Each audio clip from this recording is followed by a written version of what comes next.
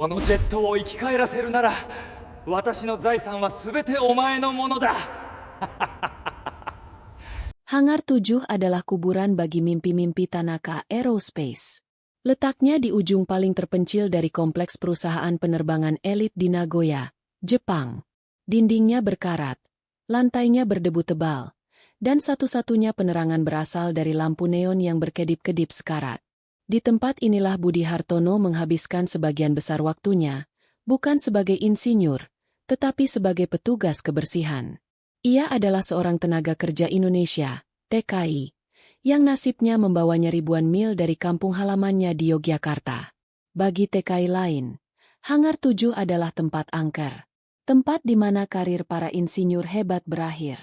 Tapi bagi Budi, tempat itu adalah istananya. Di tengah hangar, terbungkus terpal tebal, berdirilah sang legenda yang gagal, KZX-01. Sebuah prototipe jet tempur eksperimental yang dirancang oleh pendiri perusahaan, Tuan Tanaka Senior, 30 tahun lalu. Jet itu adalah obsesi sang pendiri, sebuah mahakarya aerodinamika yang sayangnya, mesinnya tidak pernah bisa dihidupkan secara stabil. Setiap malam, setelah jam kerjanya selesai, Budi akan menyelinap kembali ke Hangar 7. Ia tidak hanya membersihkan debu dari badan jet, ia mempelajarinya. Dengan tangan yang kapalan karena memegang sapu, ia akan mengusap panel-panel titanium yang dingin. Ia membawa buku catatan kecil, menyalin diagram-diagram yang ia temukan di lemari arsip yang sudah berkarat di sudut hangar. Blueprint aslinya tersimpan di sana, diabaikan oleh semua orang. Budi bukanlah sekadar petugas kebersihan. Di Indonesia, ayahnya adalah seorang mekanik senior di TNI Angkatan Udara, seorang ahli mesin tua A4 Skihawk. Sejak kecil, Budi tidak bermain dengan mainan. Ia bermain dengan kunci pas dan busi.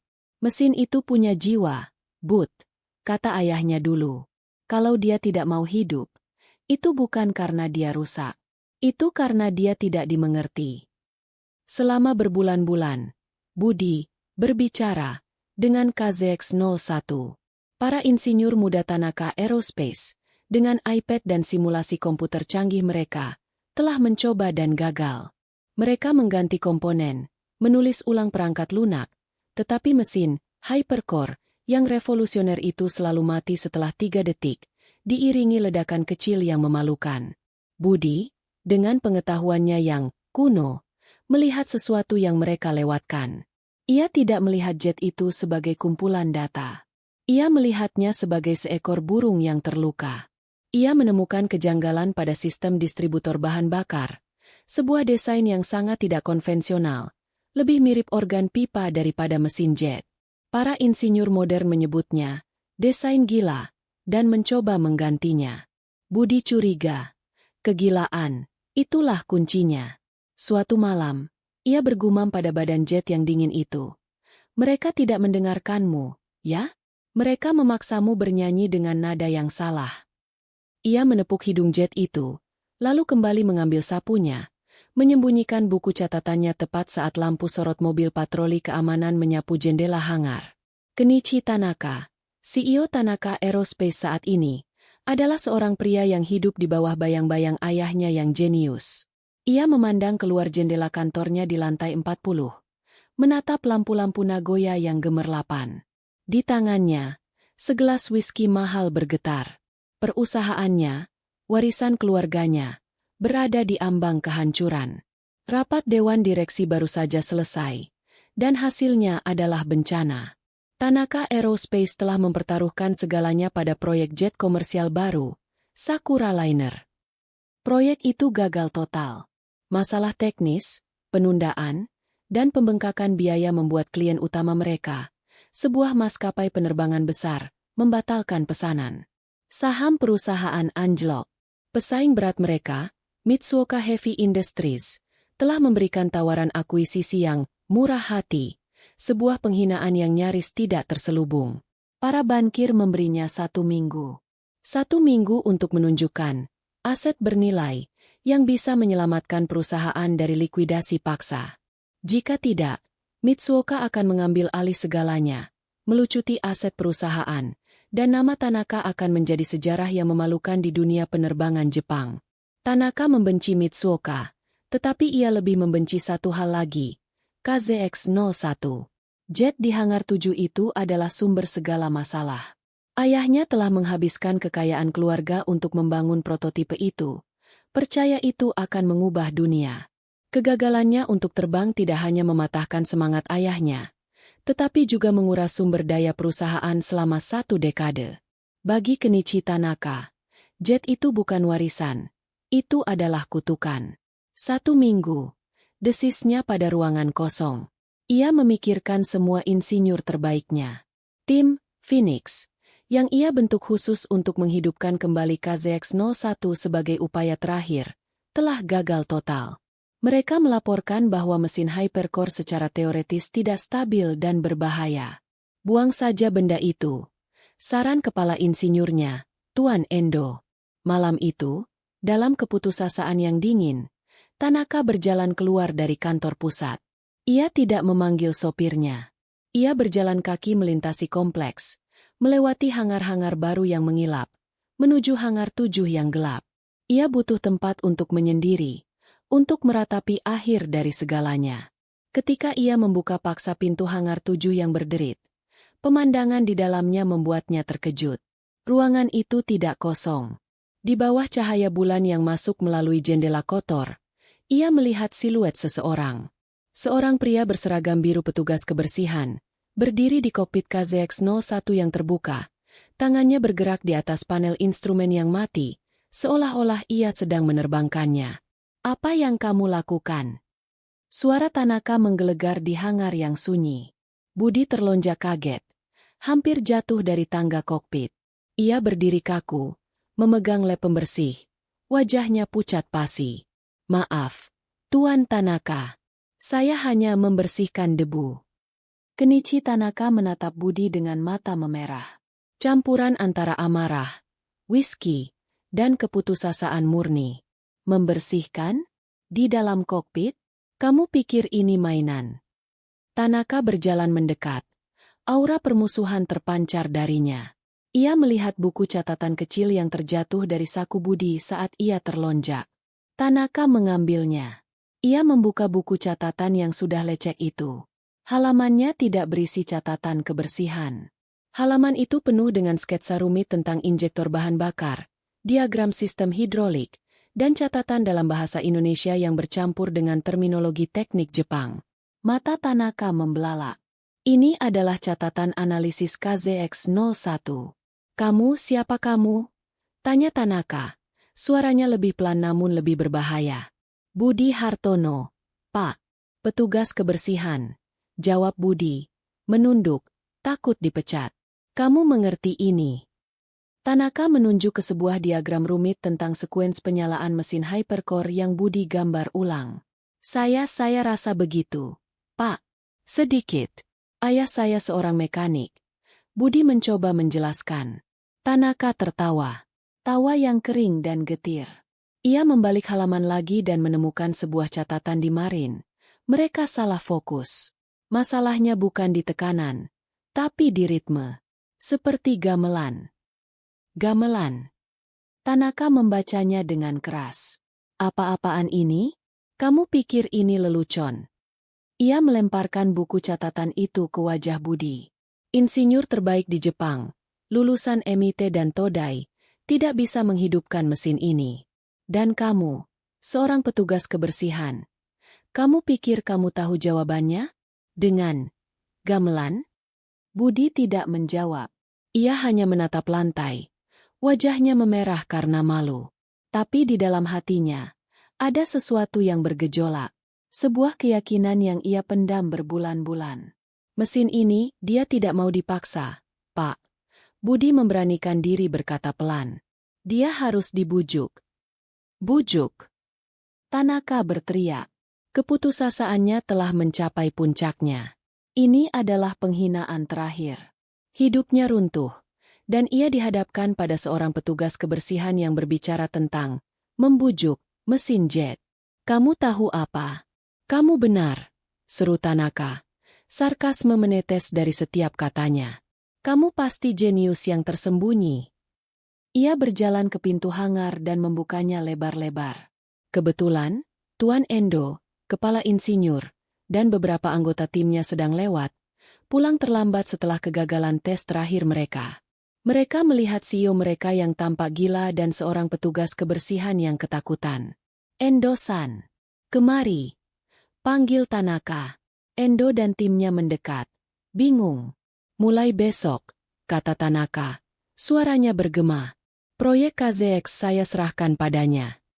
Ia menunjuk Budi dengan kasar.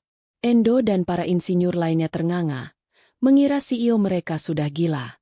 Tuan Tanaka, gagap Endo. Dia bilang dia tahu rahasianya. Gamelan. Tanaka tertawa histeris. Ia kemudian berbalik menatap Budi. Tatapannya dingin menusuk. Aku akan memberimu satu kesempatan. Petugas kebersihan. Satu kesempatan di depan Dewan Direksi dan Mitsuoka. 5 hari lagi. Budi ingin menyangkal, mengatakan itu hanya coretan iseng. Tapi sorot mata Tanaka yang putus asa, bercampur dengan hinaan dari para insinyur yang kini menertawakannya, menyalakan api dalam dirinya. Dan ini janjiku padamu. Tanaka mendekatkan wajahnya ke Budi. Bau whisky menerpa wajah Budi. Kalau kamu bisa hidupkan jet ini, semua kekayaan milikku, semua sahamku di perusahaan ini, milikmu. Hari berikutnya, kabar tentang tantangan CEO menyebar seperti api di kompleks Tanaka Aerospace.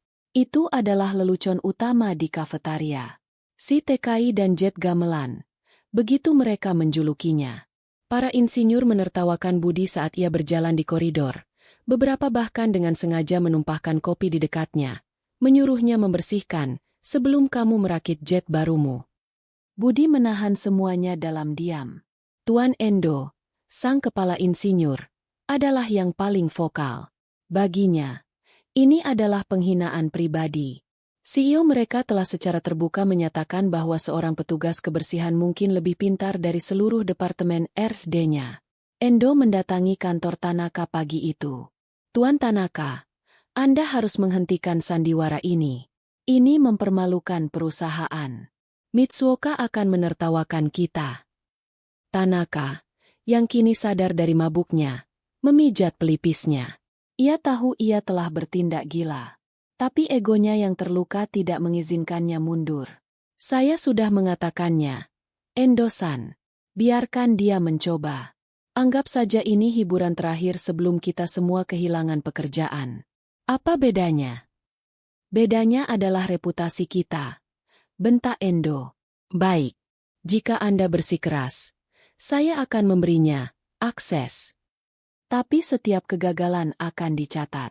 Dan ketika dia meledakkan mesin itu, saya harap Anda siap menjelaskan kepada Dewan mengapa Anda membiarkan seorang amatir menyentuh aset bernilai miliaran yen. Endo pergi dengan membanting pintu. Budi, sementara itu, dipanggil ke bagian personalia. Ia pikir ia akan dipecat.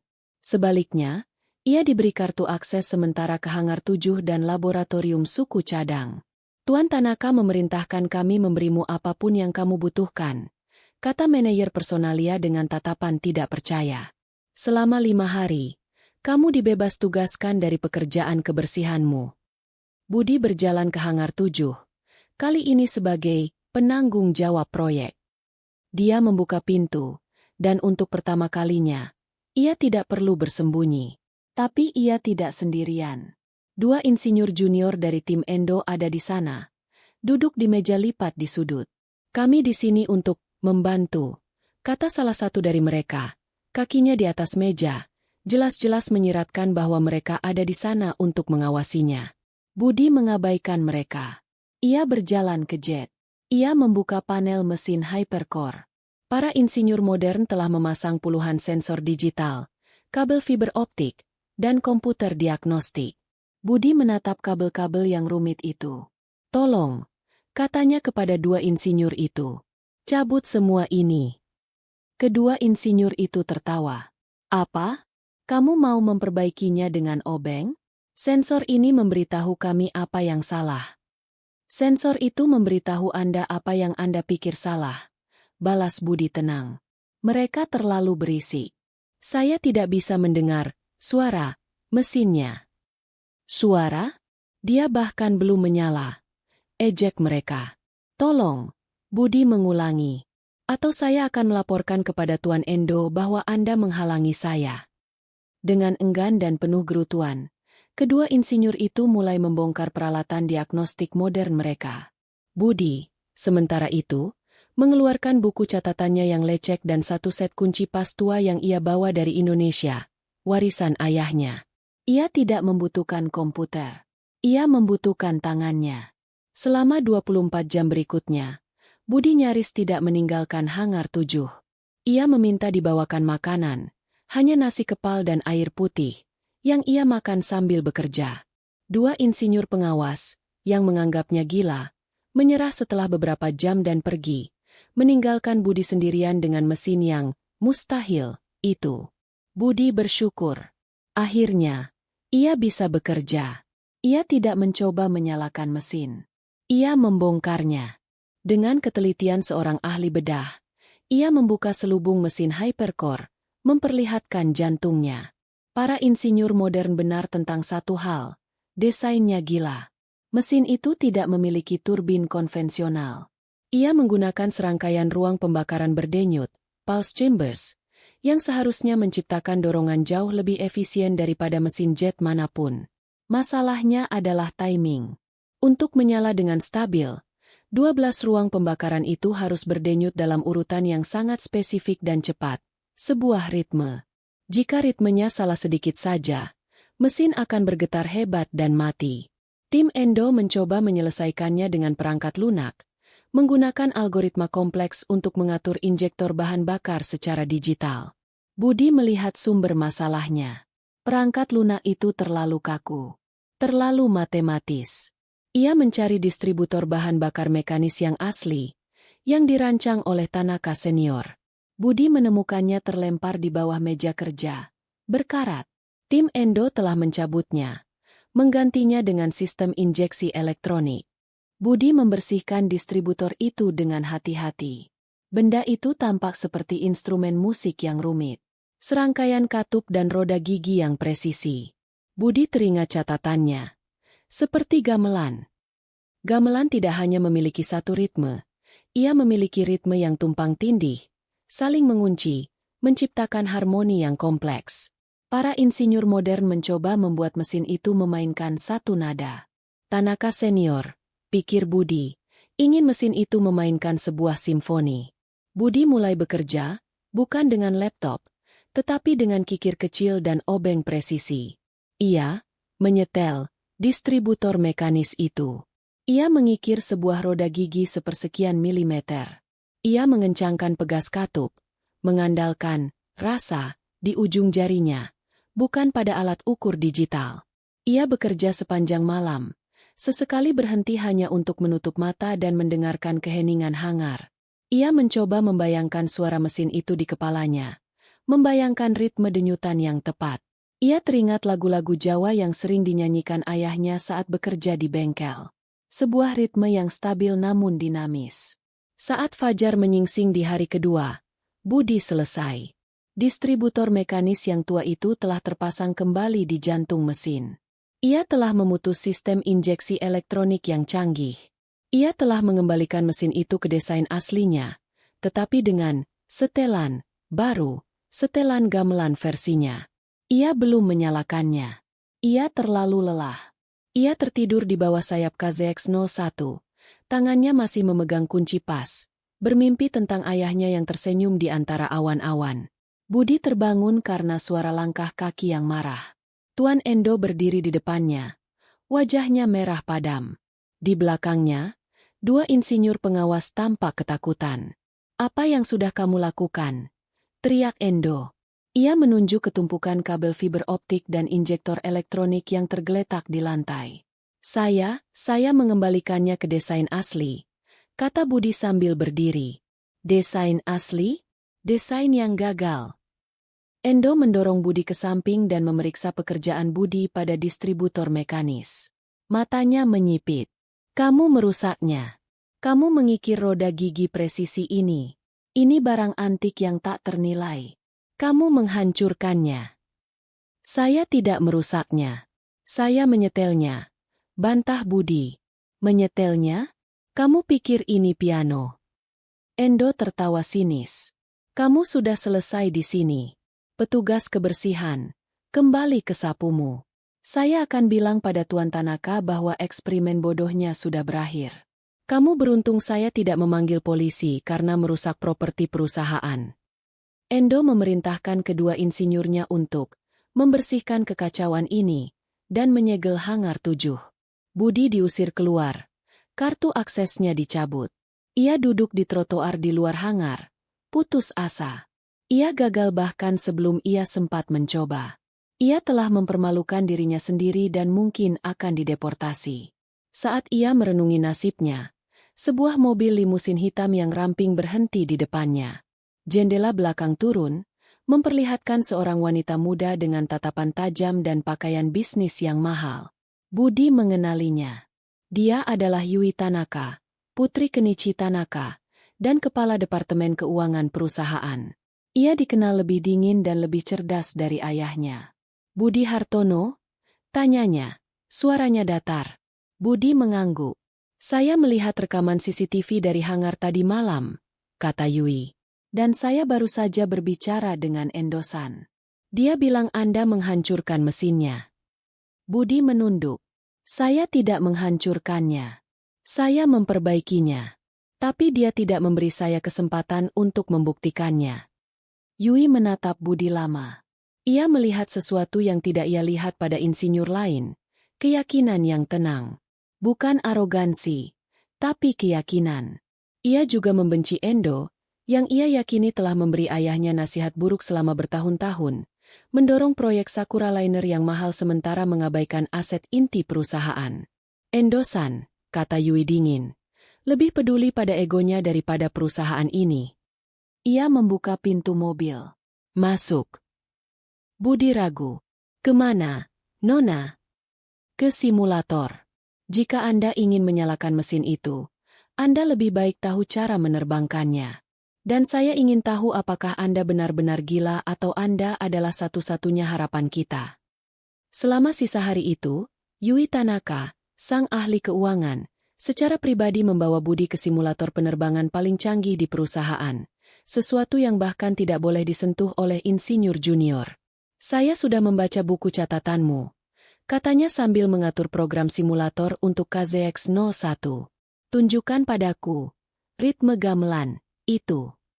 Budi, untuk pertama kalinya dalam hidupnya, duduk di kursi pilot simulator yang bernilai jutaan dolar. Simulator KZX-01 adalah ruangan gelap yang didominasi oleh replika kokpit yang identik, dikelilingi oleh layar panorama 360 derajat. Yui duduk di stasiun operator di belakang Budi. Data penerbangan KZX-01 yang ada sangat terbatas, jelas Yui. Hanya berdasarkan data terowongan angin. Tidak ada yang pernah menerbangkannya, bahkan dalam simulasi penuh, karena mesinnya tidak pernah stabil. Nyalakan, kata Yui. Budi menelan ludah. Panel di depannya jauh lebih rumit daripada yang ia lihat di hangar. Tapi ia telah menghafal setiap tombol dari blueprint. Ia memulai urutan penyalaan standar, urutan yang sama yang digunakan tim Endo. Di layar, mesin menyala, bergetar hebat, lalu terdengar alarm meraung. Engine stall. Flameout. Kata suara komputer yang tenang.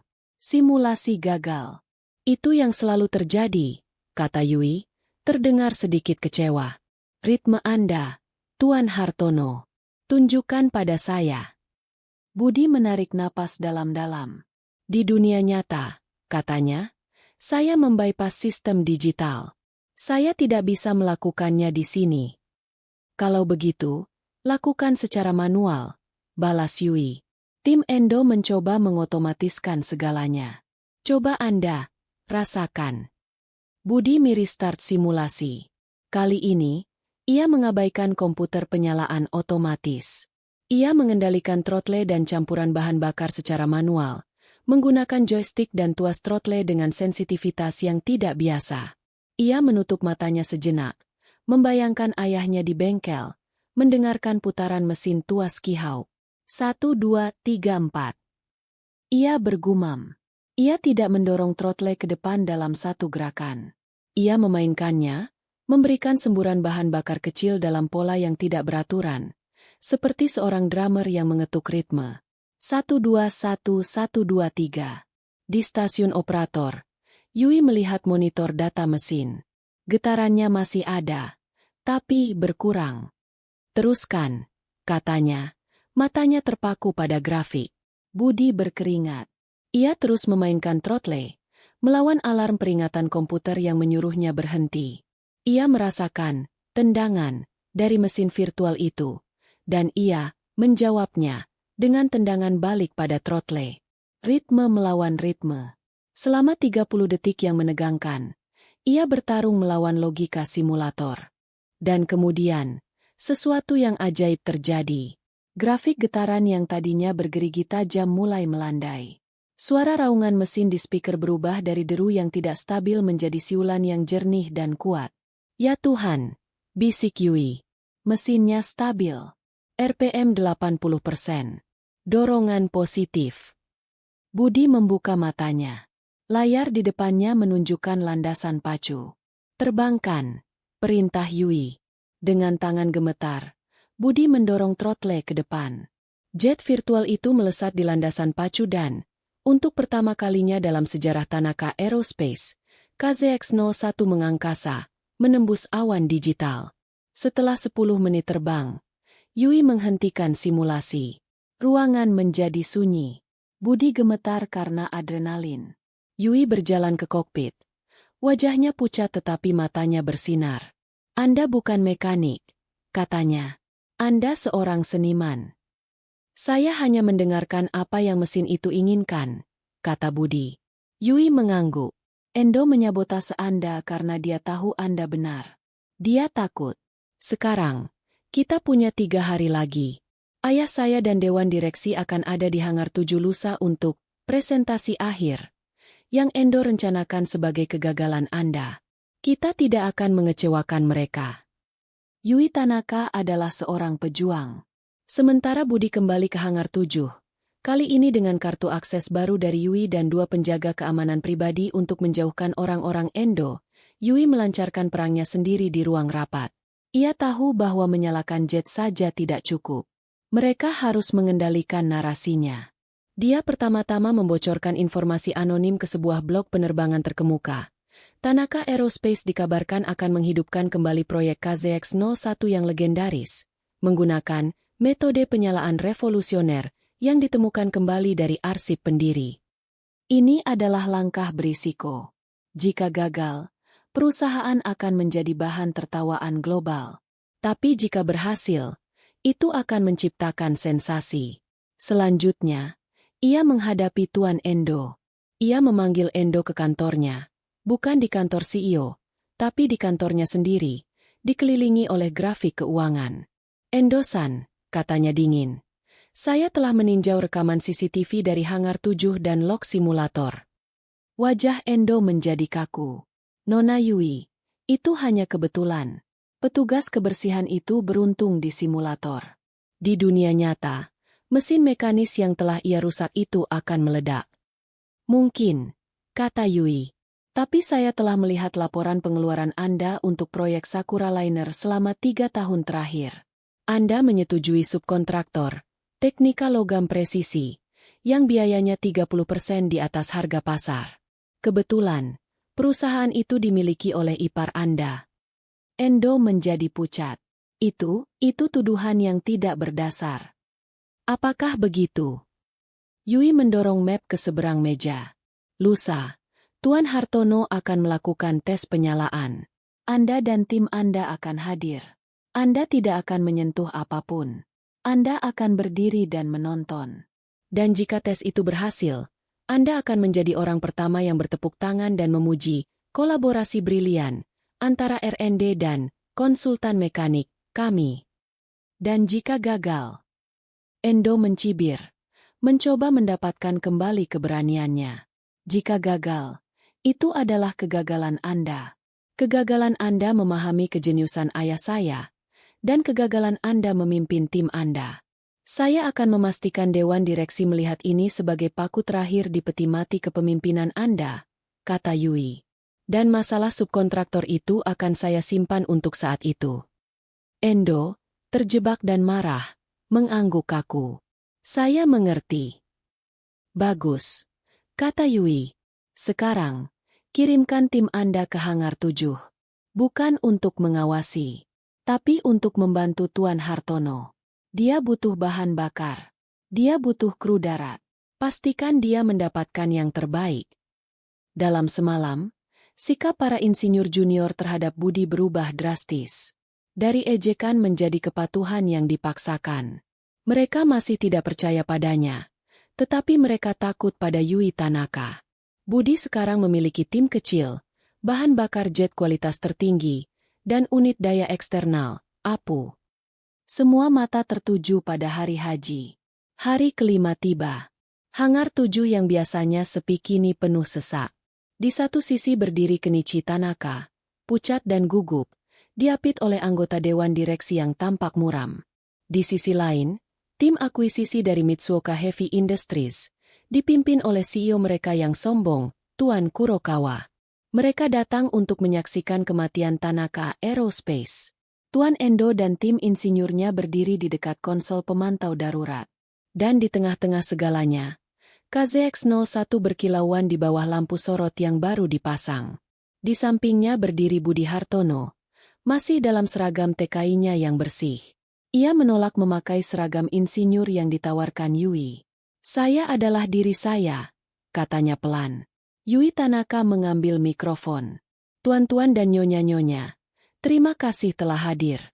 Selama 30 tahun, KZX-01 dianggap sebagai kegagalan mulia dari ayah saya. Hari ini, kami akan membuktikan bahwa itu bukan kegagalan. Itu hanya menunggu. Tuan Kurokawa dari Mitsuoka tertawa kecil. Pertunjukan yang bagus, Yui-san. Tapi kita semua tahu mesin itu tidak stabil. Jangan buang waktu kita. Tanda tangani saja surat-suratnya. Kenichi Tanaka tampak goyah, siap untuk menyerah. Tapi Yui menatap ayahnya dengan tajam, memberinya kekuatan. Ayah, percayalah. Lalu ia mengangguk ke Budi. Budi menaiki tangga kokpit. Ia duduk di kursi pilot yang telah ia impikan selama berbulan-bulan. Ia mengabaikan kerumunan. Ia mengabaikan para insinyur yang menatap monitor mereka, menunggu ledakan. Ia meletakkan tangannya di panel instrumen. Ia menutup matanya. Ia mencari keheningan. Bismillah, bisiknya. Mulai urutan penyalaan, katanya melalui radio. Suaranya tenang, terdengar di seluruh hangar. Apu menyala, jawab kru darat. Suara mereka gemetar. Budi menarik napas. Ia tidak melihat komputer. Ia meletakkan tangannya di tuas throttle. Tuas yang terhubung langsung ke distributor mekanis yang telah ia setel. Di ruang monitor, Endo memperhatikan pembacaan sensor getaran. Dia memulai. Bodoh, dia membypass starter otomatis. Budi mulai. Satu dorongan kecil pada throttle. 1. Terdengar suara klikus dari mesin. Lalu getaran. Getaran di 30%. Teriak Endo. Matikan. Matikan. Kenichi Tanaka menutup matanya. Mengira ini adalah akhirnya. Tapi Budi tidak berhenti. Ia menarik throttle sedikit. Lalu mendorongnya lagi dalam ritme yang cepat. 1, 2, 1. Us. Getaran di 50%. Dia akan merobek dudukannya. Endo panik. Diam. Teriak Yui. Di dalam kokpit, Budi merasakan mesin itu melawan. Ia berkeringat. Ia bisa merasakan denyutan 12 ruang pembakaran melalui badan pesawat. Mereka tidak sinkron. Ayo bernyanyilah untukku. Gumamnya. Ia memainkan throttle seperti tuts piano, memberikan bahan bakar dalam semburan poliritmik yang telah ia latih di simulator. Keheningan di Hangar 7 begitu tebal, bisa diiris pisau. Semua orang menahan napas. Suara wus-wus yang tidak sinkron dari mesin KZX-01 terdengar seperti raksasa yang batuk. Monitor Tuan Endo menunjukkan peringatan merah di mana-mana. Ini gila. Matikan. Teriaknya lagi. Tapi kemudian, sesuatu berubah. Ritme budi yang tidak teratur mulai menemukan resonansi. Us-us. Menjadi us-us. Lalu.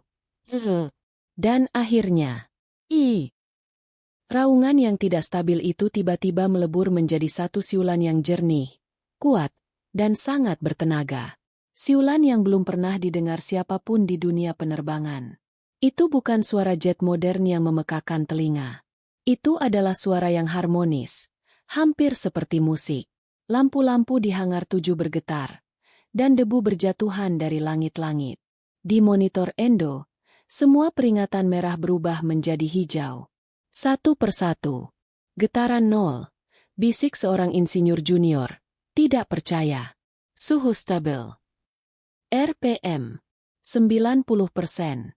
100%. Ya Tuhan, kata Endo. Mundur selangkah. Dorongan, pembacaan dorongannya. Itu 30% lebih tinggi dari spesifikasi. Dan konsumsi bahan bakarnya. Hampir setengah dari jet tempur modern. Di dalam kokpit, Budi membuka matanya. Panel instrumen di depannya berwarna hijau semua. Ia merasakan kekuatan yang luar biasa di bawahnya, tetapi terkendali. Stabil. Ia menarik throttle sedikit ke belakang, dan mesin itu merespons dengan patuh, siulannya melembut. Ia mendorongnya ke depan, dan siulan itu mengeras menjadi nyanyian yang perkasa. Di kerumunan, Tuan Kurokawa dari Mitsuoka menjatuhkan pulpennya. Anggota Dewan Direksi yang muram kini berdiri tegak. Mulut mereka ternganga. Yui Tanaka tersenyum tipis. Air mata menggenang di sudut matanya. Dan Kenichi Tanaka, ia menatap jet yang telah menjadi kutukan keluarganya seumur hidup. Kini hidup dan bernyanyi dengan indah. Ia teringat ayahnya yang meninggal dalam keadaan patah hati. Bergumam tentang mesin yang punya jiwa. Ia menatap Budi di kokpit. Seorang pria asing berseragam biru yang telah melakukan apa yang tidak bisa dilakukan oleh para insinyur terbaiknya. Beban puluhan tahun, rasa malu, dan kegagalan runtuh seketika. Kenichi Tanaka, CEO kebanggaan Tanaka Aerospace, jatuh berlutut di lantai hangar yang kotor dan menangis terisak-isak seperti anak kecil. Dia berhasil. Dia berhasil. Setelah mesin dimatikan dengan aman, keheningan kembali menyelimuti Hangar 7. Tapi itu adalah keheningan yang berbeda. Bukan keheningan kuburan, tapi keheningan yang penuh kekaguman. Budi turun dari kokpit. Tangannya sedikit gemetar karena adrenalin. Seragam birunya basah oleh keringat. Saat kakinya menyentuh lantai, kerumunan itu terbelah. Para insinyur, yang beberapa hari lalu mengejeknya, kini menatapnya dengan campuran rasa hormat dan tidak percaya. Tuan Endo berdiri membeku. Wajahnya pucat pasi. Karirnya hancur di depan matanya. Tuan Kurokawa dari Mitsuoka adalah yang pertama pulih. Ia bergegas mendekati Budi, mengabaikan Kenichi Tanaka yang masih berlutut. Tuan. Ia mencari nama di kartu pengenal Budi. Hartono-san. Jenius. Benar-benar jenius. Mitsuoka Heavy Industries akan menggandakan gaji Anda 3 kali lipat. Kami akan menjadikan Anda kepala R&D kami. Sebelum Budi bisa menjawab, Yui Tanaka melangkah di antara mereka. Maaf, Kurokawa-san. Tapi Tuan Hartono adalah aset Tanaka Aerospace. Ia berbalik ke arah ayahnya, yang kini berdiri dengan bantuan seorang ajudan. Wajahnya masih basah oleh air mata. Kenichi Tanaka berjalan perlahan ke arah Budi. Ia berdiri di depan petugas kebersihannya. Seluruh hangar menunggu. Tanaka mengambil napas dalam-dalam, lalu membungkuk dalam-dalam, pinggangnya sejajar dengan lantai. Sebuah tanda penghormatan tertinggi di Jepang, yang jarang diberikan seorang CEO kepada siapapun, apalagi seorang karyawan rendahan. Hartono-san, suara Tanaka serak. Saya telah menghina Anda. Saya telah menghina warisan ayah saya. Anda telah menyelamatkan perusahaan ini. Anda telah menyelamatkan nama saya. Ia kemudian berbalik menghadap Dewan Direksi dan Tuan Kurokawa. Tawaran akuisisi Anda, katanya kepada Kurokawa, Suaranya kini kembali kuat. Ditolak. Kurokawa tergagap. Tapi perusahaan Anda bangkrut. Jet itu, potong Yui. Baru saja membuat setiap mesin jet di planet ini usang. Kami memiliki satu-satunya prototipe yang berfungsi untuk mesin jet paling efisien dalam sejarah. Menurut Anda, berapa nilai perusahaan kami sekarang, Kurokawa-san? Blog penerbangan yang dibocorkan Yui meledak. Ponsel semua orang di ruangan itu bergetar. Kabar KZX bangkit, menyebar ke seluruh dunia. Kenichi Tanaka kembali menatap Budi. Ia teringat janjinya yang diucapkan dalam keadaan mabuk.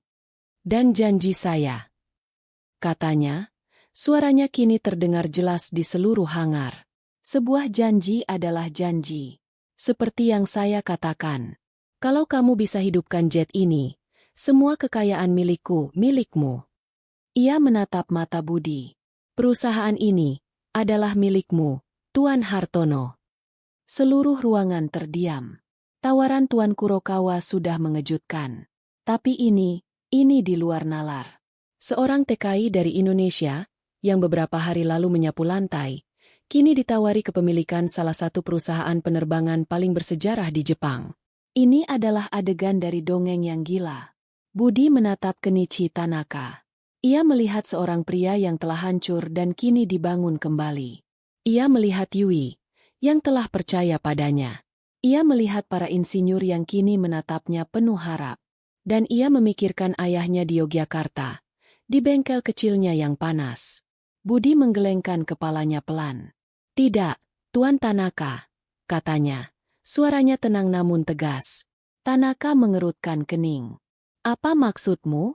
Saya serius. Saham saya. Saya tidak mau kekayaan Anda, Pak, kata Budi. Saya tidak mau perusahaan Anda. Saya hanya seorang mekanik. Tapi, apa yang kamu inginkan? Tanya Tanaka, bingung. Uang? Posisi? Sebutkan saja. Budi terdiam sejenak, memikirkan jawabannya. Ia menatap KZX 01 yang berdiri megah di belakangnya. Dulu, ayah saya bilang, mesin punya jiwa. Mesin ini, ia menunjuk jet itu, telah tidur terlalu lama. Jiwanya baru saja bangun. Dia tidak ingin duduk di hangar sebagai piala. Dia ingin terbang. Budi berbalik menghadap Tanaka. Saya tidak mau saham Anda. Saya mau pekerjaan. Bukan sebagai petugas kebersihan. Yui tersenyum. Pekerjaan apa, Hartono-san? Saya ingin membangun, kata Budi. Saya ingin memimpin tim untuk membuat KZX 02. Saya ingin melihatnya terbang melintasi lautan. Tapi Anda bukan insinyur bersertifikat. Protes Endo, mencoba menyelamatkan harga dirinya. Dia lebih baik dari itu, potong Yui. Dia adalah satu-satunya orang di dunia yang memahami mesin ini. Kenichi Tanaka menatap Budi lama. Ia melihat kerendahan hati yang tulus, tetapi juga ambisi yang membara. Itu bukan ambisi untuk uang atau kekuasaan, tetapi ambisi untuk menciptakan. Baik, kata Tanaka akhirnya. Mulai hari ini, Anda bukan lagi petugas kebersihan. Anda adalah kepala insinyur proyek KZX. Anda akan melapor langsung kepada saya. Dan kepada Nona Yui. Tanaka kemudian tersenyum untuk pertama kalinya dalam beberapa tahun. Tapi, tambahnya, Anda tetap harus menerima sesuatu. Sebagai tanda terima kasih. Saya tidak akan menerima penolakan. Budi berpikir sejenak. Ada satu hal yang selalu ia impikan. Ada satu hal, Pak, kata Budi. Jika proyek ini berhasil, saya ingin Tanaka Aerospace membangun pusat penelitian. Bukan di Nagoya, tapi di kampung halaman saya, di Indonesia. Tanaka dan Yui saling berpandangan, terkejut oleh permintaan itu. Anda ingin kami membangun fasilitas di Indonesia? Ya, kata Budi. Ada banyak mekanik hebat seperti ayah saya di sana. Banyak, Budi. Lain yang tidak mendapat kesempatan. Beri mereka kesempatan, dan mereka akan membalikannya untuk Anda. Sama seperti saya. Keesokan harinya, Dunia penerbangan global gempar. Saham Tanaka Aerospace, yang seharusnya delisting, melonjak 400% dalam 1 jam perdagangan. Para analis berebut untuk memahami apa yang terjadi. Mesin hypercore, efisiensi 30%, desain gamelan. Istilah-istilah itu menjadi berita utama. Tanaka Aerospace, yang tadinya bangkrut, kini menjadi perusahaan teknologi terpanas di planet ini. Perubahan di dalam perusahaan terjadi seketika. Tuan Endo diam-diam mengundurkan diri, menerima tawaran pesangon yang besar dari Yui dengan syarat ia tidak pernah berbicara tentang insiden subkontraktor itu. Proyek Sakura Liner yang gagal segera dihentikan. Semua sumber daya perusahaan kini difokuskan pada satu hal, proyek KZX. Hangar 7 diubah dari kuburan menjadi sarang lebah. Puluhan insinyur muda, yang beberapa hari lalu mengejek Budi, kini berebut untuk bekerja di bawahnya. Budi Hartono, yang kini lebih suka dipanggil kepala mekanik daripada kepala insinyur, memimpin timnya dengan cara yang sama sekali berbeda. Ia membuang banyak komputer diagnostik yang rumit. Jangan lihat layarnya, katanya kepada timnya, yang terdiri dari insinyur Jepang, dan beberapa mekanik TKI yang ia rekrut dari Departemen Pemeliharaan. Dengarkan mesinnya. Rasakan getarannya di tanganmu. Budi dan Yui menjadi tim yang tangguh. Budi memimpin sisi teknis dengan intuisinya yang tajam, sementara Yui mengelola sisi bisnis, mengamankan pendanaan miliaran dolar dari investor baru yang kini mengantre di pintu mereka. Kenichi Tanaka, yang dibebaskan dari stres kebangkrutan, mengambil peran sebagai mentor, berbagi cerita ayahnya dan filosofi desain asli KZX kepada Budi. Budi menemukan bahwa ritme gamelan yang ia temukan hanyalah permulaan. Desain Tanaka senior penuh dengan rahasia. Sistem pendinginnya menggunakan prinsip siklus udara yang ia pelajari dari cara kerja gunung berapi. Aerodinamika sayapnya meniru cara terbang burung alap-alap, mampu mengubah bentuk sedikit di kecepatan tinggi. Budi tidak hanya menghidupkan mesin, ia menghidupkan kembali filosofi yang hilang. Filosofi bahwa teknologi dan alam bukanlah dua hal yang terpisah, tetapi saling terkait.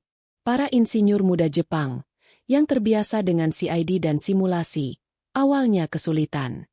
Tapi Budi sabar. Ia mengajari mereka untuk mempercayai rasa mereka, bukan hanya data. 6 bulan kemudian, tim KZX mencapai tonggak sejarah pertama mereka. Mereka tidak hanya menstabilkan mesin hypercore, mereka berhasil mereplikasinya. Mereka membangun mesin kedua dari awal, menggunakan prinsip setelan mekanis, Budi, dan mesin itu bekerja sempurna pada percobaan pertama. Tanaka Aerospace siap untuk membangun KZX-02. Sebelum memulai desain KZX-02, Budi meminta izin cuti kepada Tanaka. Saya harus pulang, katanya. Ada seseorang yang harus saya temui. Kenichi Tanaka mengangguk. Tentu saja. Dan jangan gunakan pesawat komersial. Tanaka meminjamkan jet pribadi perusahaan, GV, untuk Budi. Anda adalah eksekutif kami sekarang, Hartono-san. Pergilah dengan gaya yang pantas. Ketika Budi mendarat di Bandara Adi Sucipto, Yogyakarta, tidak ada sambutan meriah. Ia meminta kedatangannya dirahasiakan. Ia turun dari jet pribadi yang mengilap, masih mengenakan kemeja kerja sederhananya. Ia naik taksi, langsung menuju sebuah bengkel kecil yang berantakan di pinggiran kota. Di sana, di bawah naungan pohon mangga, seorang pria tua kurus sedang membungkuk di atas mesin sepeda motor yang terbuka. Itu adalah Pak Harun, ayahnya. Pak, sapa Budi pelan. Pak Harun mendongak, matanya menyipit. Budi, kamu pulang? Kenapa tidak kirim kabar? Ia menyeka tangannya yang berlumuran oli ke celananya. Kejutan, Pak, kata Budi sambil tersenyum. Kamu kelihatan berbeda, kata Pak Harun, mengamati putranya. Lebih berisi. Pekerjaan bersih-bersih di Jepang bagus, ya? Budi tertawa. Pekerjaannya sedikit berubah, Pak. Malam itu, di teras rumah mereka yang sederhana, di bawah temaram lampu bohlam 15 watt, Budi menceritakan segalanya. Tentang Hangar 7. Tentang KZX-01. tentang CEO yang menangis, tentang tawaran kekayaan, dan tentang ritme gamelan. Pak Harun mendengarkan dalam diam, sambil menyeruput kopi hitamnya. Ia tidak terlihat terkejut. Setelah Budi selesai, Pak Harun mengangguk pelan. Sudah Bapak bilang, katanya, mesin punya jiwa. Kamu akhirnya mendengarkan. Itu semua karena ajaran Bapak, kata Budi. Bukan, kata Pak Harun. Itu karena kamu tidak sombong. Para insinyur Jepang itu pintar, tapi mereka sombong. Mereka pikir mereka bisa memerintah mesin. Tapi mesin, seperti halnya alam, tidak bisa diperintah. Dia harus diajak bekerja sama. Kamu tahu caranya meminta. Pak Harun kemudian bangkit dan masuk ke dalam rumah. Ia kembali membawa kotak kayu tua. Di dalamnya, ada satu set kunci pas yang sudah usang, tetapi terawat baik. Ini milik kakekmu. Beliau mekanik pesawat di zaman Belanda. Sekarang, ini milikmu. Tapi Pak, ambillah, kata Pak Harun. Kamu akan membangun sesuatu yang hebat. Jangan lupakan dari mana kamu berasal. Jangan lupakan, rasanya. Budi memegang kunci pas yang dingin itu. Kunci itu terasa berat di tangannya, berat oleh sejarah dan kepercayaan. Ia tahu apa yang harus ia lakukan selanjutnya. 2 minggu kemudian, Budi kembali ke Nagoya, tidak sendirian. Ia membawa serta ayahnya, Pak Harun, sebagai konsultan senior. Kenichi Tanaka dan Yui menyambut mereka di bandara. Tanaka, yang mengharapkan seorang profesor, sedikit terkejut melihat mekanik tua yang tampak sederhana itu. Tetapi di ruang rapat, keraguan Tanaka hilang. Pak Harun, meskipun hanya lulusan sekolah teknik zaman dulu, berbicara tentang mesin dengan kebijaksanaan yang melampaui buku teks. Ia dan Tanaka senior, Budi menyadari, akan menjadi sahabat baik. Mereka berbicara dalam bahasa yang sama, bahasa jiwa mesin. Sesuai janjinya, Tanaka Aerospace mengumumkan investasi besar-besaran, pembangunan Pusat Penelitian Aerodinamika Tanaka Hartono di Yogyakarta. Ini adalah langkah yang belum pernah terjadi sebelumnya, memicu kehebohan di Indonesia dan keterkejutan di Jepang. Pembangunan dimulai dengan cepat. Budi merancang fasilitas itu sendiri. Itu bukan gedung pencakar langit dari kaca dan baja. Itu adalah kompleks yang luas, terbuka, dengan banyak ruang hijau, dirancang untuk mendorong kolaborasi, bukan kompetisi. Di tengahnya ada bengkel besar, bengkel Pak Harun, yang akan menjadi pusat pelatihan bagi mekanik dan insinyur muda Indonesia. Proyek KZX-02 sekarang dibagi antara Nagoya dan Yogyakarta. Insinyur Jepang dikirim ke Indonesia, dan mekanik Indonesia diterbangkan ke Jepang. Terjadi perpaduan budaya yang luar biasa. Insinyur Jepang mengajarkan presisi digital dan metalurgi canggih. Mekanik Indonesia mengajarkan improvisasi, pemecahan masalah secara langsung, dan rasa. Tim Budi di Nagoya, yang sekarang diperkaya oleh wawasan Pak Harun, membuat kemajuan pesat pada KZX-02. Jet itu tidak lagi menggunakan distributor mekanis murni. Mereka mengembangkan sistem hybrid baru, yang mereka sebut gamelan core digital. Sistem itu menggunakan komputer kuantum kecil untuk mendengarkan getaran mesin secara real-time, lalu menyesuaikan ritme injeksi bahan bakar secara mekanis. Itu adalah perpaduan sempurna antara intuisi Budi dan teknologi canggih Jepang. Mesin itu 50% lebih efisien dan hampir tidak bersuara saat terbang jelajah. Dunia militer dan penerbangan sipil menjadi gila. Pemerintah dari seluruh dunia mulai mengajukan penawaran untuk teknologi tersebut. Bahkan sebelum prototipe KZX-02 selesai dibuat. Tanaka Aerospace, di bawah kepemimpinan trio Tanaka, Yui, dan Budi, telah menjadi pemain utama di panggung dunia. 1 tahun kemudian, prototipe pertama KZX-02 selesai dirakit. Jet itu tampak seperti makhluk dari dunia lain. Ramping, organik, dengan sayap yang bisa sedikit mengubah kelengkungannya. Warnanya bukan abu-abu militer, melainkan biru tua metalik. Uji terbang pertama dijadwalkan di fasilitas Tanaka di Nagoya. Kali ini, Hangar 7 telah dirobohkan dan diganti dengan pusat komando yang canggih. Para dewan direksi hadir, begitu pula perwakilan dari Kementerian Pertahanan Jepang dan beberapa maskapai penerbangan internasional. Tidak ada lagi Mitsuoka. Mereka sekarang menjadi mitra junior, memohon untuk mendapatkan kontrak pembuatan suku cadang. Di ruang kontrol, Kenichi Tanaka dan Yui berdiri di samping Budi. Pak Harun duduk di kursi di belakang, minum kopi dengan tenang. Pilot uji Jepang yang pemberani, Kolonel Takeda, duduk di kokpit KZX-02 di landasan pacu. KZX-02, Anda siap untuk lepas landas, kata Budi ke mikrofon. Siap, Kepala Mekanik, jawab Takeda. Senang bisa menerbangkan simfoni Anda. Takeda menyalakan mesin. Sistem gamelan core digital berputar. Tidak ada drama, tidak ada getaran. Hanya siulan yang jernih dan kuat yang langsung mencapai RPM penuh dalam 3 detik. Penonton di ruang pengamatan terkesiap. Jet itu meluncur di landasan pacu dan mengangkasa dengan kecepatan yang mengerikan, hampir tanpa suara. Selama 1 jam berikutnya, Kolonel Takeda menguji batas kemampuan jet itu. Jet itu melakukan manuver yang secara aerodinamis mustahil bagi jet konvensional. Ia bisa berbelok tajam di kecepatan supersonik. Ia bisa melambat hingga nyaris berhenti di udara.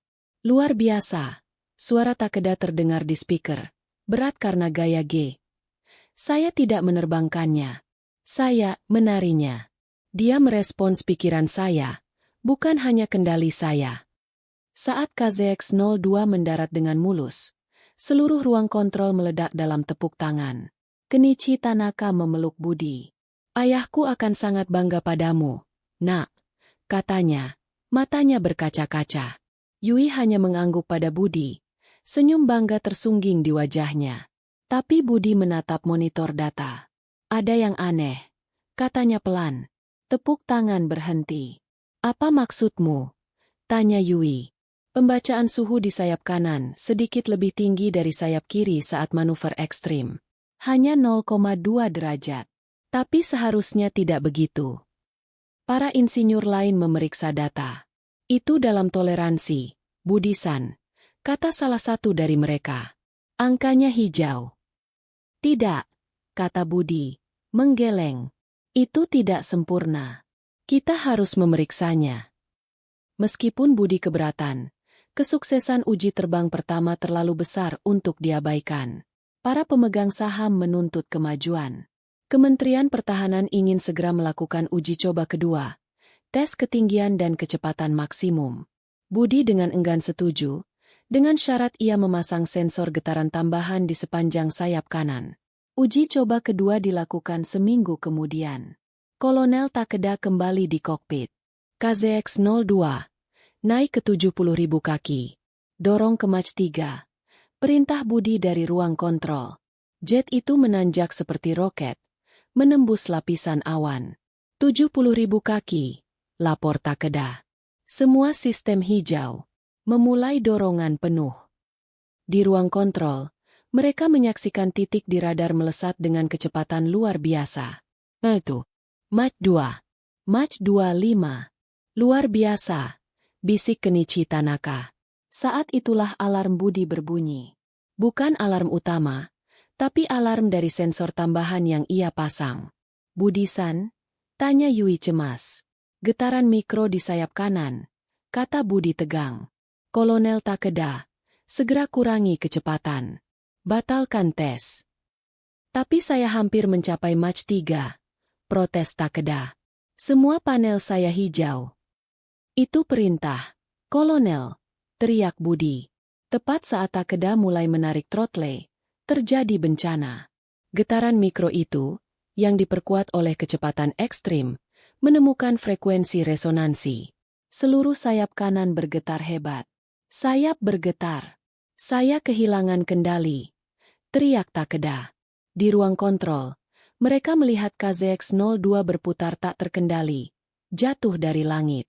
Dia jatuh. Lontarkan diri. Takeda. Lontarkan diri. Teriak Tanaka. Tidak bisa. G-force terlalu besar. Sistem lontar tidak merespons. Suara Takeda terdengar panik. Budi menatap data mesin. Mesinnya masih menyala sempurna. Masalahnya ada di badan pesawat. Dengarkan aku, Takeda, teriak Budi. Mesinmu masih hidup. Gunakan itu. Apa maksudmu? Nyalakan mesin kiri 100%, mesin kanan 20%. Gunakan dorongan asimetris untuk melawan putaran. Itu adalah manuver gila.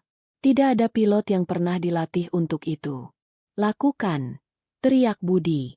Takeda, yang putus asa, mematuhinya. Ia memanipulasi throttle mesin ganda. Raungan jet berubah. Perlahan, secara menyakitkan, putaran maut itu mulai melambat. Jet itu masih jatuh, tetapi sekarang dalam spiral yang lebih terkendali. Terus tahan. Tahan. Sekarang ratakan. Perintah Budi. Pada 10.000 kaki, dengan hanya beberapa detik sebelum menabrak lautan, Kolonel Takeda berhasil meratakan KZX-02. Jet itu pincang. Sayap kanannya rusak berat, tetapi terbang. Setengah jam kemudian, Takeda mendaratkan jet itu dengan selamat, diiringi oleh kru darurat. Kolonel Takeda keluar dari kokpit, gemetar, dan langsung berjalan ke ruang kontrol. Ia mengabaikan Tanaka dan Yui, dan berhenti di depan Budi. Ia membungkuk dalam-dalam. Kepala mekanik, katanya. Anda baru saja menyelamatkan hidup saya. Intuisi Anda melebihi sensor manapun yang pernah saya lihat. Seluruh tim terdiam. Mereka nyaris kehilangan segalanya. Proyek, jet, dan nyawa seorang pilot. Kenichi Tanaka tampak hancur. Ini salahku, katanya. Aku memaksamu terlalu cepat. Bukan, kata Budi. Ini salah kita semua. Kita terlalu percaya pada data yang hijau. Kita berhenti mendengarkan. Budi dan timnya menghabiskan 48 jam berikutnya tanpa tidur, memeriksa badan pesawat KZX-02 yang rusak. Masalahnya ditemukan di sambungan antara sayap dan badan pesawat. Sebuah komponen paduan titanium baru, yang dirancang oleh tim Nagoya untuk mengurangi berat, telah mengalami retakan mikro di bawah tekanan ekstrim. Itu adalah cacat desain yang nyaris tak terlihat. Saat rapat evaluasi, insinyur kepala yang merancang komponen itu, seorang pemuda brilian bernama Kaito, berdiri. Wajahnya pucat. Itu salah saya, katanya. Suaranya gemetar. Saya yang merancang sambungan itu. Saya menggunakan simulasi komputer. Datanya mengatakan itu kuat. Ia membungkuk dalam-dalam kepada Budi. Budi-san, ajari saya. Ajari saya cara mendengarkan, seperti Anda. Saya tidak mau hanya melihat angka lagi. Itu adalah titik balik bagi tim. Arogansi terakhir dari para insinyur muda telah runtuh. Mereka menyadari bahwa teknologi Budi bukan hanya tentang mesin. Itu adalah tentang filosofi desain yang benar-benar baru. Budi menepuk bahu Kaito. Kita belajar bersama, katanya. Sekarang, mari kita perbaiki. Dan kali ini, kita gunakan sedikit rasa. Tim gabungan Jepang dan Indonesia bekerja sama. Tim Budi dari Yogyakarta mengusulkan solusi yang terinspirasi dari cara pohon bambu menahan angin, fleksibilitas, bukan kekakuan murni. Mereka mendesain ulang sambungan sayap, menambahkan struktur internal yang sedikit fleksibel, mampu menyerap getaran ekstrim alih-alih melawannya. Desain itu, ketika diuji dalam simulator, tidak hanya berhasil. Itu membuat KZX-02 lebih lincah dari sebelumnya. Mereka telah mengubah kelemahan fatal menjadi kekuatan terbesar mereka. Kabar tentang kecelakaan dan pemulihan KZX-02 yang ajaib, di mana pilot menggunakan mesin untuk menyetir, bocor ke pers. Alih-alih merusak reputasi perusahaan, itu malah meningkatkannya. Jet itu tidak hanya cepat dan efisien. Jet itu hampir tidak bisa dihancurkan. Pilot bisa selamat dari situasi yang seharusnya berakibat fatal. Permintaan untuk teknologi hypercore dan desain bambu fleksibel meledak. Tanaka Aerospace sekarang bukan hanya perusahaan penerbangan. Mereka adalah perusahaan teknologi pertahanan dan keselamatan paling dicari di dunia. Perang penawaran pun dimulai. Pemerintah Amerika Serikat menawarkan miliaran dolar untuk lisensi eksklusif militer. Konsorsium maskapai penerbangan Eropa mengajukan tawaran triliunan yen untuk mengadaptasi mesin itu bagi pesawat komersial. Bayangkan, kata CEO mereka, pesawat yang 50% lebih irit bahan bakar dan hampir senyap. Ini akan mengubah perjalanan udara selamanya. Ruang rapat Tanaka Aerospace menjadi pusat negosiasi global. Kenichi Tanaka dan Yui memimpin negosiasi, tetapi mereka selalu membawa budi. Para jenderal dan CEO miliarder awalnya bingung melihat pria pendiam berseragam mekanik duduk di meja utama.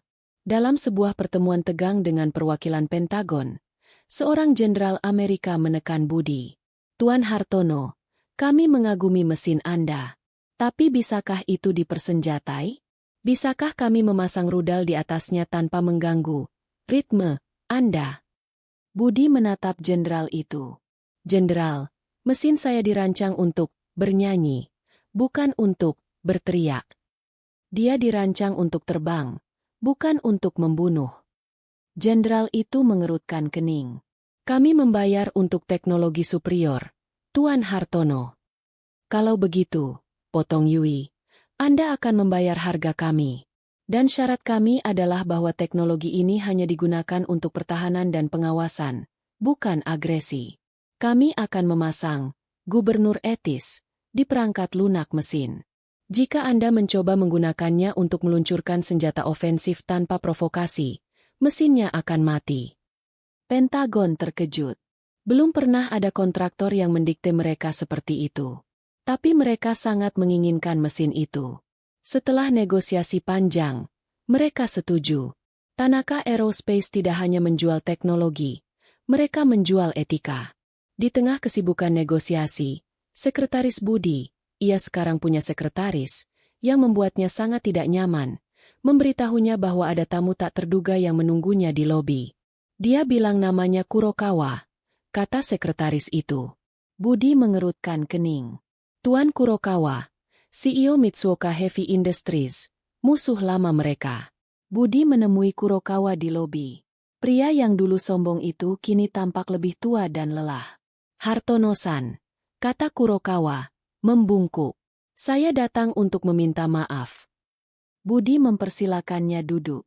Untuk apa, Tuan? Karena menertawakan Anda. Karena meremehkan perusahaan Anda. Saya salah. Kurokawa menatap tangannya. Perusahaan saya, Mitsuoka, sedang sekarat. Teknologi Anda telah membuat semua R&D kami selama 20 tahun terakhir menjadi usang.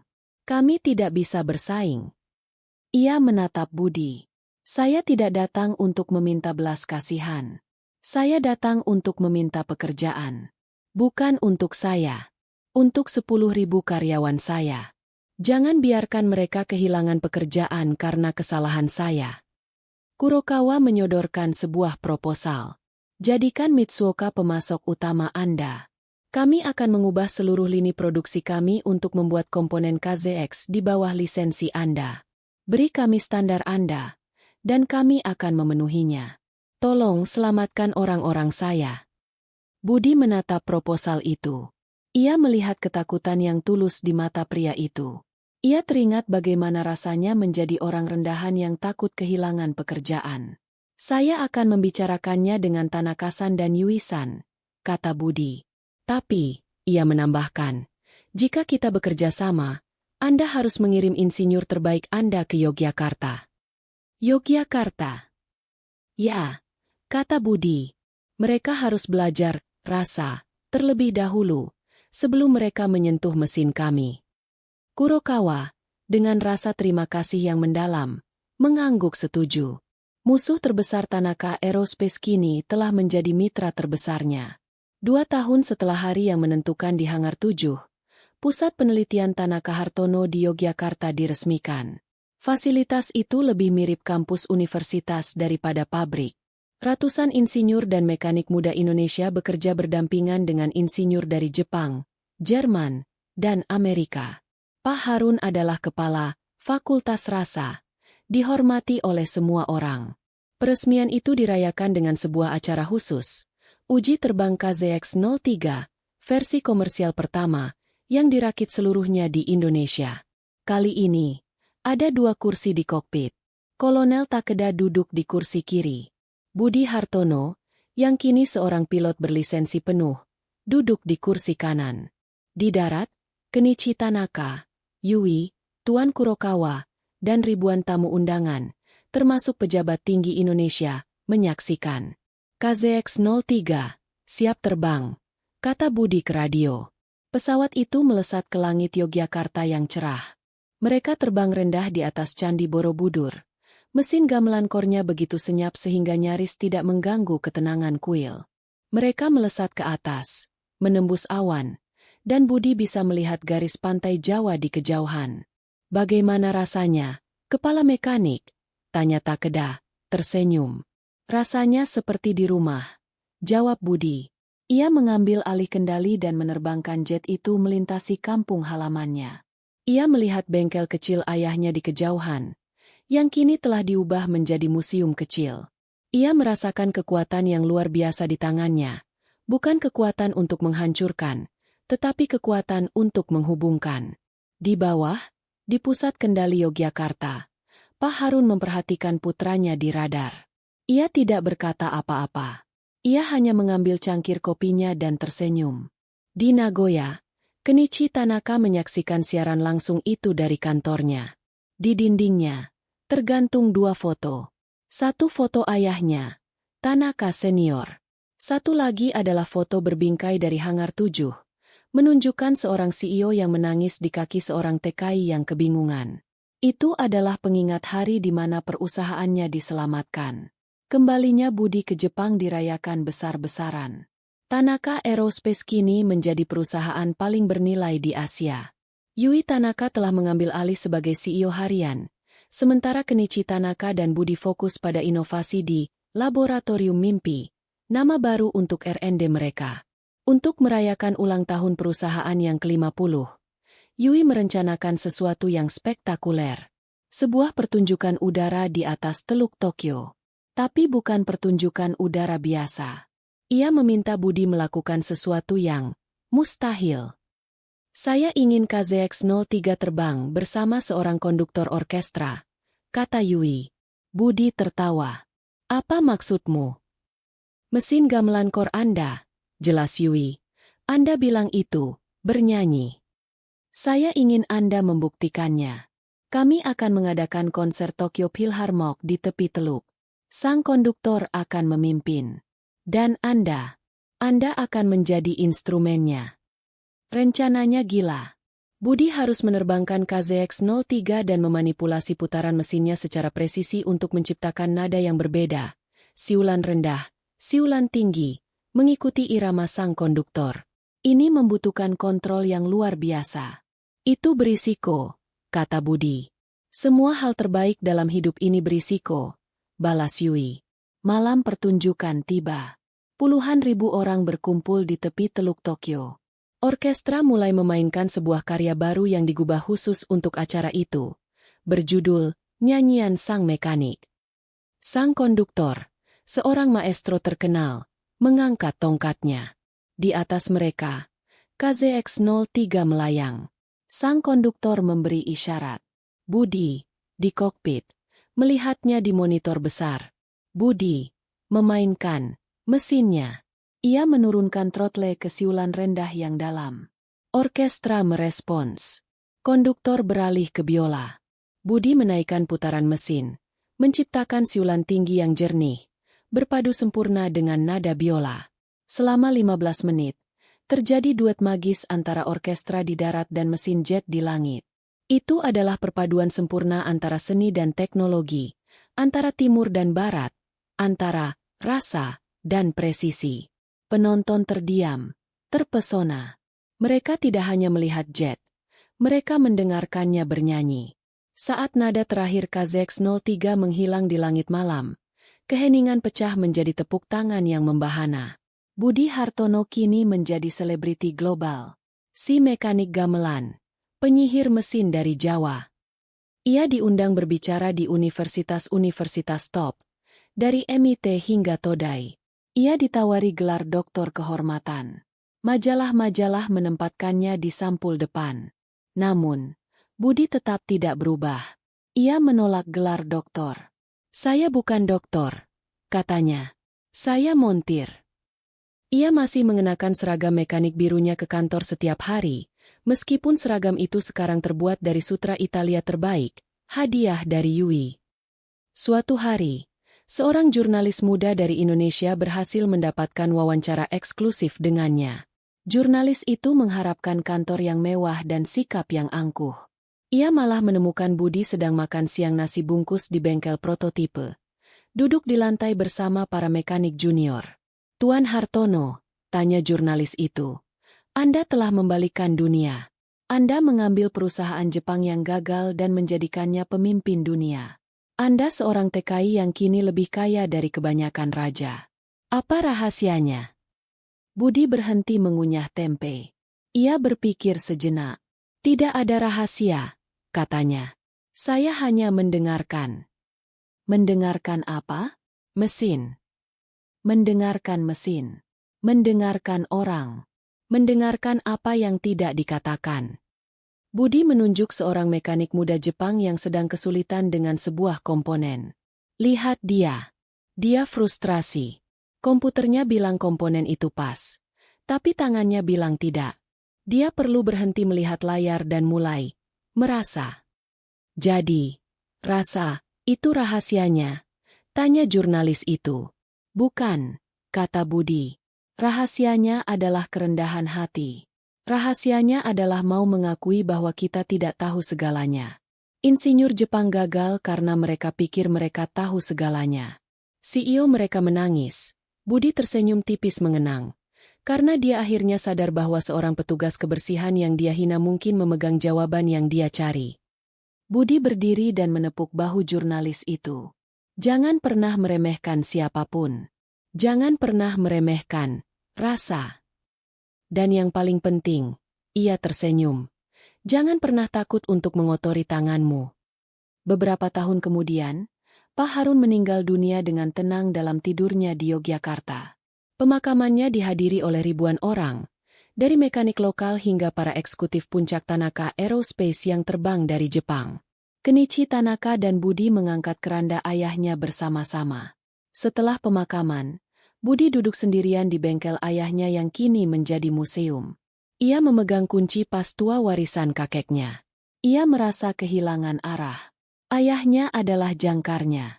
Yui Tanaka, yang kini menjadi istrinya, masuk diam-diam dan duduk di sampingnya. "Aku merindukannya," bisik Budi. "Kita semua merindukannya," kata Yui lembut. "Dia adalah mekanik sejati," kata Budi. Aku hanya beruntung." Yui menggenggam tangan Budi yang kapalan. "Keberuntungan adalah saat persiapan bertemu kesempatan. Budi, kamu mempersiapkan dirimu seumur hidup untuk hari itu di Hangar 7. Ayahmu tidak hanya mengajarimu tentang mesin. Dia mengajarimu tentang karakter." Yui menunjuk ke dinding bengkel, di mana sebuah plakat kayu sederhana tergantung. Plakat itu diukir oleh Pak Harun sendiri. "Ojo keminter munda keblinger. Jangan merasa paling pintar. Nanti kamu tersesat."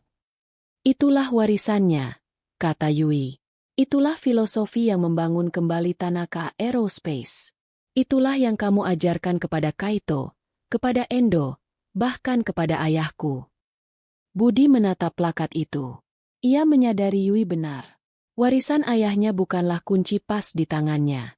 Warisannya adalah kerendahan hati, kebijaksanaan, dan keberanian untuk mendengarkan. Ia berdiri, lebih tegak. "Ayo kembali bekerja," katanya. "Kita punya KZX-04 untuk dirancang." "Apa fokus kita kali ini?" tanya Yui. "Bukan kecepatan. Bukan efisiensi," kata Budi. "Penerbangan yang benar-benar bersih. Mesin yang menggunakan air sebagai bahan bakar. Mustahil," kata para insinyur. "Dan apa katamu?" Yui tersenyum. "Aku bilang mereka hanya perlu mendengarkan lebih baik," jawab Budi. 5 tahun kemudian, Budi Hartono berdiri di dek observasi sebuah stasiun luar angkasa yang baru. Di bawahnya, Bumi berputar dalam kebiruan yang indah. Di sampingnya berdiri Kenichi Tanaka, yang kini sudah pensiun, dan Yui, yang memimpin aliansi Tanaka Mitsuoka. Di luar jendela, sebuah pesawat antariksa baru yang ramping sedang merapat. Pesawat itu tidak menggunakan roket kimia yang besar. Pesawat itu menggunakan mesin gamelan fusion yang revolusioner, sebuah turunan dari teknologi KZX yang dirancang oleh tim gabungan di Yogyakarta dan Nagoya. Pesawat itu bernama Harun 1. Dia berhasil, Budi, bisik Tanaka, menepuk punggung Budi. Kita berhasil, Pak. Koreksi Budi. Budi menatap ke bawah, ke Indonesia yang terlihat seperti untayan zamrud di lautan. Ia teringat dirinya bertahun-tahun lalu, seorang pemuda yang putus asa, menyapu lantai di hangar yang terlupakan. Ia teringat hinaan, tawa, dan keputusasaan. Dan ia teringat pada satu malam gila, ketika seorang CEO yang putus asa meneriakkan tantangan yang mustahil. Kalau kamu bisa hidupkan jet ini, semua kekayaan milikmu. Budi tersenyum. Ia tidak mengambil kekayaan itu. Ia tidak mengambil perusahaan itu. Sebaliknya, ia telah diberi sesuatu yang jauh lebih berharga.